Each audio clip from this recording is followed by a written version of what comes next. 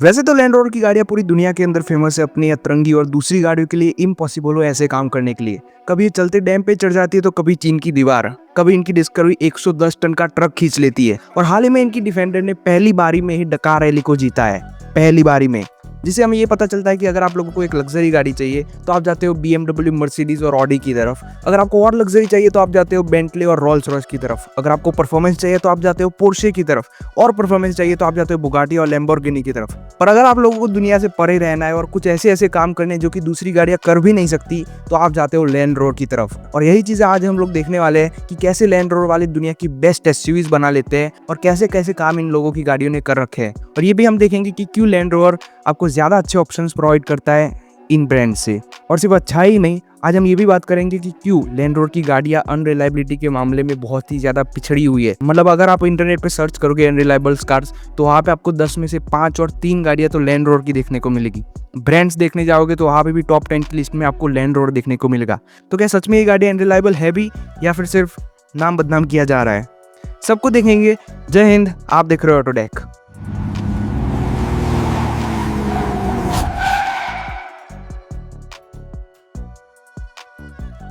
सबसे पहले तो बात कर लेते हैं इनके कुछ स्टंट्स और एक्स्ट्रा ऑर्डिनरी कामों के जो कि इनकी गाड़ियों ने कर रखे हैं। और बाद में देखेंगे कि लैंड रोवर वाले कौन से मंत्रों का जाप करते हैं, ऐसी कौन सी शक्तियां इनकी गाड़ियों में डालते हैं कि ऐसे ऐसे काम कर देती है। जिसमें सबसे पहले आ जाता है डिफेंडर का डकार रैली को जीतना। जिन लोगों को डकार रैली का आइडिया ना, उन लोगों को बता दूं कि डकार रैली एक रैली है जिसके अंदर हजारों किलोमीटर का रास्ता तय किया जाता है और ये कई दिनों तक चलती है। जिसके अंदर गाड़ी को बहुत ही खराब कंडीशंस के अंदर डाला जाता है। बहुत सारे इसके अंदर चैलेंजेस आते हैं, रेस लगाई जाती है दूसरी गाड़ियों के बीच में और देखा जाता है कि कौन सी गाड़ी टिक पाएगी और नहीं। इस रेस के अंदर दुनिया भर से काफी सारे कारपेंट्स अपनी तगड़ी तगड़ी गाड़ियों को इसके अंदर भेजते हैं और वो भी इनको लेवल अप करके, क्योंकि नॉर्मल गाड़ियां तो इसके अंदर चल भी नहीं पाती। और डिफेंडर से पहले इस रेस की जो किंग है वो मित्सुबिशी की पजेरो और लैंड क्रूजर को माना जाता था। पर लैंड रोवर वालों ने पहली बार अपने डिफेंडर को इस साल भेजा और ये गाड़ी जीत भी गई। और जीती वो तो बड़ी बात है ही, पर डिफेंडर ने 5 में से 3 पोजीशन तो खुद ही ले रखी है, फर्स्ट, सेकंड और फोर्थ।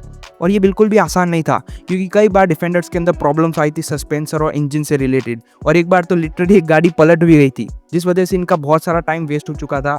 और कई सारे लोगों को लगा था कि ये गाड़ी रेस पूरी कर पाए, वही बड़ी बात है, जीतना तो वही बाद में देखा जाएगा। पर डिफेंडर गाड़ी ने पूरी रेस जीत भी डाली, वो भी 3 पोजीशंस के साथ। इससे पहले भी रेंज रोवर स्पोर्ट ने ड्रैगन चैलेंज को कंप्लीट किया है, जिसके अंदर उसने चाइना की 999 सीढ़ियों को चढ़ा था। और ये सिर्फ सीढ़ियों की ही बात नहीं है, आपको जब ड्रैगन चैलेंज सुनने को मिलेगा तब आपको बताया जाए कि सिर्फ सीढ़ियाँ ही होती है, नहीं। इसके अंदर काफ़ी सारे खतरनाक टर्न्स वाले माउंटेन्स और रोड के ऊपर भी चलना पड़ता है और उसके अंदर भी आपको कम से कम टाइम में इस गाड़ी को पहुंचाना रहता है। और रेंज रोवर स्पोर्ट ने ये किया भी है। इस गाड़ी ने खतरनाक टर्न्स को तो पार किया ही, साथ ही साथ चाइना की दीवार के 999 स्टेप्स को भी पूरा किया। और ये काफ़ी मुश्किल काम था क्योंकि सीढ़ियों के ऊपर तो वैसे भी गाड़ी को संभाल पाना मुश्किल होता है, गाड़ी चढ़ ही नहीं पाती, नॉर्मल गाड़ी तो चढ़ भी नहीं पाती। और लैंड रोवर वालों को पता था कि अगर जीत गए तो कोई प्रॉब्लम नहीं है, पूरी दुनिया में वाह वाही हो जाएगी, एकदम मस्त अपना नाम रोशन हो जाएगा। पर अगर गाड़ी फेल हो गई और नहीं चढ़ पाई तो जितनी इज्जत मिलने वाली थी उससे ज़्यादा बेइज्जती हो जाएगी और गाड़ी की सेल्स के ऊपर भी असर पड़ेगा। पर इनको स्पोर्ट के ऊपर एकदम पूरा विश्वास था और इन लोगों ने कहा कि ससुरा जो हो तो गाड़ी चढ़ाओ, चढ़ जाएगी। और गाड़ी चढ़ भी गई मक्खन के जैसे। और आज तक इस रिकॉर्ड को तोड़ के किसी ने पार्टिसिपेट ही नहीं किया। एक गाड़ी ने किया था चाइना की, तो उसकी बहुत बुरी बेइज्जती हुई थी। नई वाली रेंज रोवर स्पोर्ट ने भी एक खतरनाक स्टंट कर रखा है स्विट्जरलैंड के एक डैम को चढ़ने का, जिसके ऊपर पानी लिटरली चढ़ रहा था और इसकी ढलान भी काफी सीधी थी। और चलते पानी में ये गाड़ी चढ़ गई थी बिना फिसले, क्योंकि अगर फिसलती तो ड्राइवर तो क्या गाड़ी के भी कोई पुर्जे नहीं मिलने वाले थे। लेकिन लैंड रोवर वालों ने कहा इसको भी चढ़ा देंगे, ससुरा जोन हो तो देखा जाए तो गाड़ी लिटरली चढ़ भी गई और इसके अंदर फिसलने के चांसेस भी थे लेकिन नहीं फिसली। इसके अलावा भी इनकी गाड़ियों ने बहुत सारे स्टंट्स कर रखे हैं, जैसे कि 110 टन का ट्रक खींचा था लैंड रोवर डिस्कवरी ने। दुनिया का सबसे बड़ा बम्प इवोक ने एकदम आसानी से चढ़ दिया था। और भी बहुत सारे आपने स्टंट्स देखे होंगे और ऑफ रोडिंग के वीडियोस भी आपने इंटरनेट पे इनकी गाड़ियों के देखे होंगे। और ऑफ रोडिंग के मामले में तो भाई लैंड रोवर पूरी दुनिया में बेस्ट है। पर क्यों, आखिर लैंड रोवर वाले ऐसा क्या देते हैं जो कि इनकी गाड़ी इतने अच्छे बड़े काम कर लेती है, वो भी आसानी से? तो इसके पीछे बहुत सारी चीजें हैं जो कि अपनी गाड़ियों के अंदर देते हैं। और आज से नहीं, बहुत पहले से ही दे रहे हैं, जिसमें सबसे पहले आ जाता है एयर सस्पेंशन। इनकी हर एक गाड़ी के अंदर एयर सस्पेंशन आता है, और एयर सस्पेंशन का जो मामला है ना, ये लैंड रोवर वालों ने ही शुरू किया था अपनी पुरानी वाली रेंज रोवर से। सोचो आज से 40-50 साल पहले इन लोगों ने एयर सस्पेंशन दे दिया था दुनिया में पहली बार। एयर सस्पेंशन नॉर्मल सस्पेंशन के मुकाबले में काफी ज्यादा स्मूथ रहता है, और इसके अंदर एक गुब्बारे जैसी सिस्टम रहती है जो कि खड्डों के हिसाब से, रोड के हिसाब से दबती रहती है और गाड़ी को स्मूथनेस प्रोवाइड करती है। इसकी वजह से राइडिंग भी एकदम अच्छी रहती है, और गड्ढे बड्ढे आके चले जाते हैं वो तो पता भी नहीं चलता। पर लैंड रोवर वालों ने कहा भाई इतना काफी नहीं है, हमको इसको और भी अच्छा बनाना है। तो ये लोग अपनी हर एक गाड़ी के अंदर इंडिपेंडेंट सस्पेंशन सिस्टम देते हैं, जिसके अंदर हर एक टायर खुद में ही एक सिस्टम है। जैसे कि अगर आप रोड के ऊपर जा रहे हो और आपकी गाड़ी के लेफ्ट साइड के अंदर खड्डा आ रहा है, तो आपकी गाड़ी के जो लेफ्ट साइड के टायर होंगे वो उसको संभालेंगे, और उसका इम्पैक्ट जो है ना वो पूरी गाड़ी पे नहीं आने देंगे।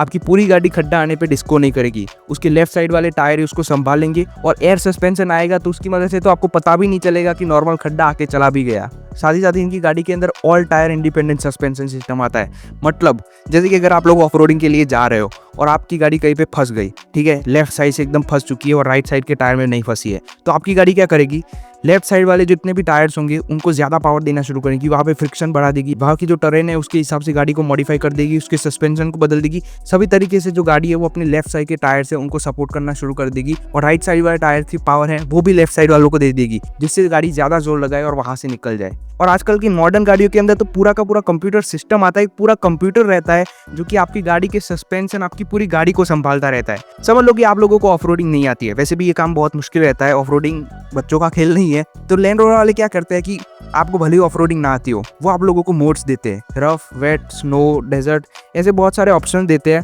जिस जगह पे आप फंस गए, जैसे कि आप लोग फंस गए हो स्नो के अंदर और आपको गाड़ी निकालनी नहीं आ रही है, तो लैंड रोवर के अंदर आपको सिर्फ क्या करना है, स्नो मोड पे डालना है, और गाड़ी खुद से पूरा रोड स्कैन कर देगी अपने कैमरा से, पूरे सस्पेंशन को बदल देगी, टायर्स का फ्रिक्शन जहाँ पे जरूरत होगी वहाँ पे बढ़ा देगी, और गाड़ी आपको वहाँ से निकाल देगी। आपको बस स्टीयरिंग व्हील और एक्सेलरेशन को संभालना है ना। और ऐसे फीचर्स लैंड रोवर्स ने ही इंट्रोड्यूस किए थे। और ऑफ रोडिंग, जो कि लैंड रोवर्स की मतलब आन बान शान मानी जाती है, ऑफ रोडिंग के मामले में लैंड रोवर्स का कोई तोड़ नहीं है। इनकी सारी गाड़ियां एकदम तगड़ी वाली ऑफ रोडिंग कर लेती है। इसके अलावा भी एक स्पेशल चीज दी जाती है लैंड रोवर्स के अंदर, जो कि है एल्यूमिनियम फ्रेम। इनकी हर एक गाड़ी एल्यूमिनियम फ्रेम की बनी हुई है, जिससे गाड़ी ज्यादा मजबूत बनती है और हल्की भी, जिससे ऑफ रोडिंग में मदद मिलती है। जबकि जो दूसरी कार्स होती है वो स्टील फ्रेम्स की होती है, जिससे गाड़ी भारी भी बनती है और वो एल्यूमिनियम जितना अच्छी भी नहीं रहती। ये तो कुछ फीचर्स थे जिनकी हमने बात की। इसके अलावा भी बहुत सारी सिस्टम आपको लैंड रोवर्स के अंदर मिलेगी, पर ज्यादा सिस्टम्स होने की वजह से इनकी गाड़ियों के अंदर प्रॉब्लम्स भी ज्यादा आते हैं। इनकी बहुत सारी गाड़ियों के अंदर एयर सस्पेंशन लीक का जो प्रॉब्लम है वो बताया गया है, क्योंकि कुछ टाइम अगर एक गुब्बारा फट जाता है तो पूरा सस्पेंशन ही फेल हो जाता है। वैसे आजकल की मॉडर्न गाड़ियों के अंदर इतने प्रॉब्लम नहीं आ रहे हैं, लेकिन पहले आते थे। और जो अनरिलायबिलिटी का टैग है वो आज का नहीं है, वो बहुत पहले से ही आता आ रहा है। BMW के पास से जब फोर्ड ने लैंड रोवर को खरीदा था, तब लैंड रोवर की हालत बहुत ही बुरी थी। इनकी गाड़ियां जो है वो कंपटीशन के हिसाब से इतनी अच्छी थी ही नहीं, ना इनके अंदर इतनी ज़्यादा टेक्नोलॉजी थी, ना ये फीचर्स थे, ना इनके लुक्स इतने अच्छे थे। पूरी तरीके से गाड़ियां कंपटीशन से एकदम पिछड़ी हुई थी। और फोर्ड वालों ने भी इसको सुधारने के लिए पैसे खर्चे, लेकिन जहाँ पे खर्च नहीं चाहिए थे वहाँ पे नहीं खर्चे। फोर्ड वालों ने जो पैसे खर्चे उनमें से उन्होंने नई गाड़ियां बनाई, उन्होंने नई फैक्ट्रीज बनाई, जबकि करना चाहिए था R&D के ऊपर खर्चा, क्वालिटी सुधारने के ऊपर खर्चा करना चाहिए था, टेक्नोलॉजी के ऊपर खर्चा करना चाहिए था। पर ऐसा उन्होंने किया नहीं और लैंड रोवर्स बर्बाद होते रहे। और जब लैंड रोवर फोर्ड के पास थी तब वो उतना ध्यान भी नहीं देते थे। लैंड रोवर और जैगुआर को उन लोगों ने ऐसे छोड़ रखा था। फोर्ड वाले सिर्फ अपनी गाड़ियों के ऊपर फोकस किया करते थे, तो लैंड रोवर के साथ बहुत पराया व्यवहार किया जाता था। क्या करें। और जब 2008 के अंदर टाटा ग्रुप ने JLR को खरीदा, तब से इनकी परफॉर्मेंस सुधरी है। फोर्ड वालों के साथ क्या था कि वो अपने हिसाब से ही लैंड रोवर को चला रहे थे, वो इसको एक लग्जरी ब्रांड की तरह ट्रीट ही नहीं कर रहे थे। लेकिन जब टाटा ग्रुप के पास ये कार ब्रांड्स आए, और तब रतन टाटा जी ने एक बहुत अच्छा दिमाग लगाया। उन्होंने कहा कि भाई तुम हो हमारे ही साथ, लेकिन तुम एक अलग ब्रांड की तरह काम करो। तुम्हें जो भी खर्चा करना है, जैसी भी गाड़ियां बनानी है, जिस कंपटीशन के हिसाब से गाड़ी बनानी है, उस हिसाब से तुम बनाओ, पैसे हम देंगे, मतलब टाटा ग्रुप देगा। तो JLR वालों ने अपने हिसाब से गाड़ियां बनाई और उनको एकदम इंडिपेंडेंट कर दिया गया। हम फैसला लेंगे कि हमें कैसी गाड़ी बनानी है, किस सेगमेंट के अंदर बनानी है, क्या चीजें देनी है, क्या नहीं देनी है, कंपटीशन के हिसाब से कौन सी चीज देनी है, कौन सी नहीं देनी, फीचर्स क्या देने हैं, हमारी गाड़ी की स्पेशलिटी क्या रहेगी, वो सब कुछ हम डिसाइड करेंगे। और ये चीज रंग भी लाई, क्योंकि टाटा ग्रुप के पास जब से गाड़ी आई तब से उन्होंने बहुत अच्छी अच्छी गाड़ियां निकाली। जैसे नई वाली रेंज रोवर, नई वाली स्पोर्ट, नई वाली डिस्कवरी आई थी, उसके बाद वेलार को भी लॉन्च किया गया था, नई वाली डिस्कवरी स्पोर्ट भी आई थी। और तब से इनकी गाड़ियों के अंदर सुधार होना शुरू हो चुका था। लेकिन इतने बरसों के जो घाव थे वो इतनी जल्दी तो उभरने वाले थे नहीं। रिलायबिलिटी के इशू टिल नाउ, आज की डेट में भी आपको रेंज रोवर्स में देखने को मिलते हैं। वैसे इनकी नई गाड़ी में देखने को नहीं मिलते, जैसे नई वाली स्पोर्ट और नई वाली रेंज रोवर, नई वाली डिफेंडर, लेकिन जो पुरानी गाड़ियाँ है उनके अंदर अभी ज़्यादा दिखने को मिलते हैं। वैसे तो ये लोग काम कर रहे हैं, इन लोगों ने एकदम तगड़ा वाला दिमाग लगाया। इन्होंने कहा कि हम भी फीचर्स दबा के देंगे, जितने फीचर्स आपको मर्सिडीज में मिलते हैं हम भी उससे ज़्यादा देंगे, BMW से ज़्यादा देंगे, पर इसको यूज़ करने वाला झमेला हम कम देंगे। जैसे कि आप लोग अगर मर्सिडीज की गाड़ियाँ देखोगे तो उसके अंदर आपको 4-4, 5-5 स्क्रीन मिलेगी डैशबोर्ड के ऊपर, पर लैंड रोवर्स के अंदर आपको सिर्फ 2 स्क्रीन मिलेगी। अब उनका कहना है कि हम सारे फीचर्स दे देंगे पर इन 2 स्क्रीन के अंदर ही दे देंगे, उसके लिए हम 4 स्क्रीन ही क्यों दे। जितनी ज़्यादा स्क्रीन होगी, जितनी ज़्यादा फीचर्स होंगे, जितना ज़्यादा तामझाम होगा, उतनी ज़्यादा चांसेस रहेंगे इसको बिगड़ने की। तो अगर चीज़ें ही कम देंगे तो बिगड़ेगी कैसे। तो इसीलिए लैंड रोवर वाले फीचर्स देते हैं लेकिन एकदम पूरा का पूरा मिनिमलिस्टिक देते हैं, और इसी वजह से इनकी गाड़ियों को अगर आप अंदर से देखोगे तो एकदम आपको एकदम सिंपल दिखेगी। एक ही स्क्रीन है, एक MID है और बाकी सब एकदम सफाचट। और ये लोग ऐसा दिमाग लग रहा है अपनी जो अनरिलायबिलिटी का टैग है उससे मिटने के लिए। वैसे बहुत सारे लैंड रोवर्स के जो पुराने ओनर्स हैं उन्होंने तो ये भी कर रखा कि भाई हमने जितनी गाड़ी चलाई नहीं उससे ज़्यादा तो ये सर्विस सेंटर में रहती है। क्यों? क्योंकि इनकी गाड़ियों के पार्ट्स इतने टाइम पे आते ही नहीं है, आते हैं तो फिर से बिगड़ जाते हैं, कोई ना कोई प्रॉब्लम आ जाती है, कुछ बार सॉल्व नहीं हो पाती, कुछ बार सॉल्व हो जाती है तो वापस से आ जाती है। ऐसी प्रॉब्लम्स चलती रहती है। पहले के मुकाबले तो इन लोगों ने अच्छा किया है लेकिन इनको और भी अच्छा करने की ज़रूरत है, मर्सिडीज, BMW, वो जर्मन गाड़ियों की जैसे। और देखो गाड़ी कोई भी क्यों ना हो, प्रॉब्लम्स तो हर किसी के अंदर आती है, कुछ के अंदर ज़्यादा तो कुछ के अंदर कम। जैसे कि BMW, Mercedes, Tesla, Rolls Royce, हर किसी गाड़ी के अंदर प्रॉब्लम आती है। तो ऐसा नहीं है कि कोई ऐसी गाड़ी हो जिसके अंदर कोई प्रॉब्लम ही ना आए, आती है और वो लोग सॉल्व भी कर देते हैं। तो लैंड रोवर वाले भी सुधार रहे अपनी सर्विस को और डे बाय डे ये सुधर भी रहा है। अब देखो इनके अंदर फीचर्स क्या मिलते हैं वो तो हमने देख लिया, एयर सस्पेंशन, इंडिपेंडेंस, वो सब तो हमने देख लिया, ठीक है। आज से नहीं, बहुत पहले से ही लैंड रोवर की गाड़ियाँ इतनी बड़ी बड़ी चीज़ें करती आ रही है। जैसे कि ऑफ रोडिंग के लिए आप देखोगे तो बहुत पहले से डिफेंडर को यूज़ किया जा रहा है और ये गाड़ियाँ पहले से इतनी ज़्यादा कैपेबल बनती आ रही है। इनकी जो फर्स्ट जनरेशन रेंज रोवर थी उसके अंदर दुनिया में पहली बार एयर सस्पेंशन आया था और तब से लेके आज तक दूसरे कार ब्रांड्स में इसको ला रहे हैं। और देखो दूसरे ब्रांड्स का क्या है, उनका फोकस मल्टीपल जगह पे रहता है। उनको सेडान भी बनानी है, MPV भी बनानी है, MUV भी बनानी है, SUV भी बनानी है, पर लैंड रोवर के साथ ऐसा नहीं है। इन लोगों ने जब से कंपनी शुरू हुई थी तब से लेके आज तक सिर्फ SUVs ही बनाई है और इन्हीं के ऊपर फोकस किया है। और इसी फोकस की वजह से इनकी गाड़ियाँ इतने अच्छे अच्छे काम कर लेती है, चाइना की दीवार चढ़ना, डैम चढ़ना, डकार जीतना, ये सब। आज अगर आप लैंड रोवर की गाड़ियाँ देखोगे तो वो 3 कैटेगरीज के अंदर डिवाइडेड है, range rover series, discovery series और डिफेंडर सीरीज। जिसमें इनकी रेंज रोवर सीरीज है जिसके अंदर इवोक, वेलार, बड़ी वाली रेंज रोवर और स्पोर्ट जैसी गाड़ी आती है।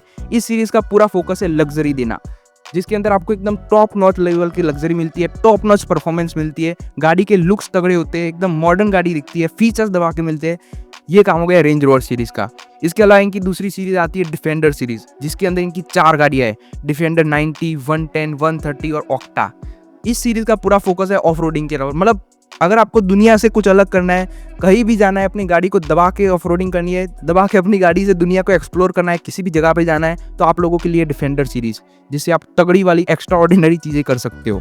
इसके बाद उनकी तीसरी सीरीज आती है डिस्कवरी सीरीज, जो कि प्रैक्टिकलिटी के ऊपर फोकस करती है। इन गाड़ियों के अंदर भी आपको कैपेबिलिटीज मिलती है। ये गाड़ियाँ 7 सीटर रहती है, सस्ती भी रहती है और इनके अंदर भी आपको काफ़ी सारे फीचर्स मिलते हैं। मतलब सब बैलेंस करके चलती है। डिस्कवरी सीरीज में इनकी 2 गाड़ियाँ आती है, डिस्कवरी और डिस्कवरी स्पोर्ट। पर एक बात आप लोगों को पता होनी चाहिए कि इनकी सारी गाड़ियाँ भले ही अलग अलग कैटेगरीज में हो, पर ऑफ रोडिंग और कैपेबिलिटीज जो एक्स्ट्रा ऑर्डिनरी काम है वो ये सारी गाड़ियाँ कर सकती है। और एग्जाम्पल्स आपके सामने हैं।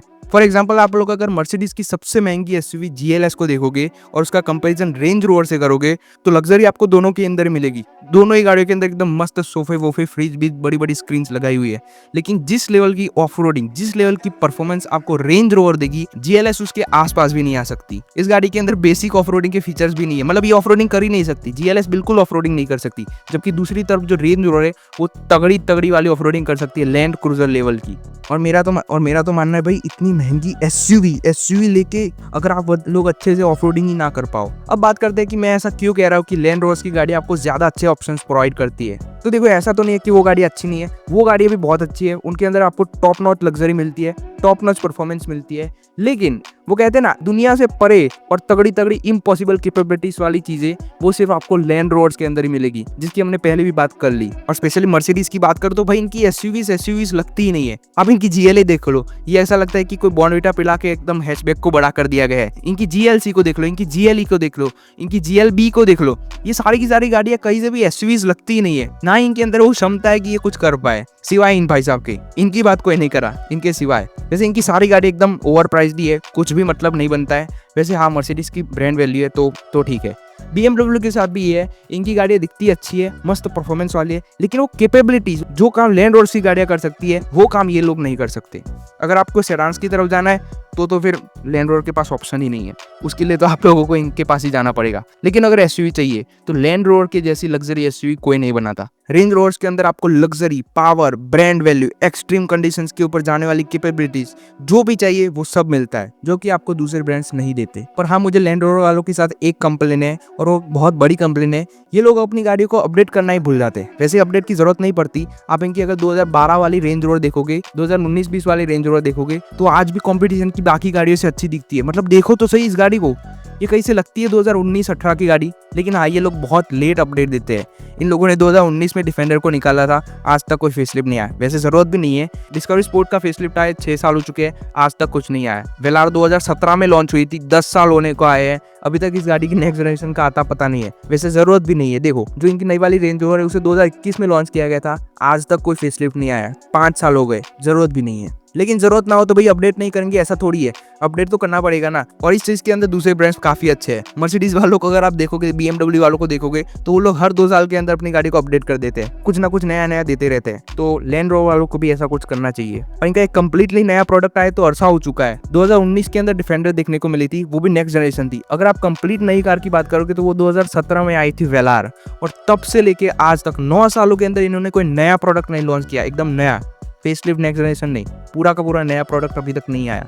वैसे राह देखते हैं क्या कुछ नया हमको देखने को मिलेगा। अभी नई वाली डिफेंडर स्पोर्ट आने वाली है, जो कि आपको 50-60 लाख के अंदर ही तगड़े तगड़ी ऑफरोडिंग वाली कैपेबिलिटीज मिलेगी और डिफेंडर का ब्रांड वैल्यू भी मिलेगा, और गाड़ी रफ एंड टफ भी रहेगी और स्टाइलिश भी। उसकी बात तब करेंगे। वैसे आप लोग बताना आप लोगों का क्या सोचना है लैंड रोवर्स के ऊपर, और आपकी फेवरेट रेंज रोवर, डिफेंडर या फिर डिस्कवरी, कौन सी गाड़ी आपको ज्यादा पसंद है। और अगर मेरे अंदर का लैंड रोवर फैन एकदम पूरा ज्यादा जग गया हो तो कंट्रोल कर लेना भाई। लैंड रोवर्स की बात आती है तो मेरा फेवरेट ब्रांड है तो ज्यादा बोल जाता हूँ। बाकी तो आपका भी अगर फेवरेट ब्रांड हो तो सब्सक्राइब करना मत भूलना, लाइक कर दो। देखते रहो ऑटोटेक को। जय हिंद।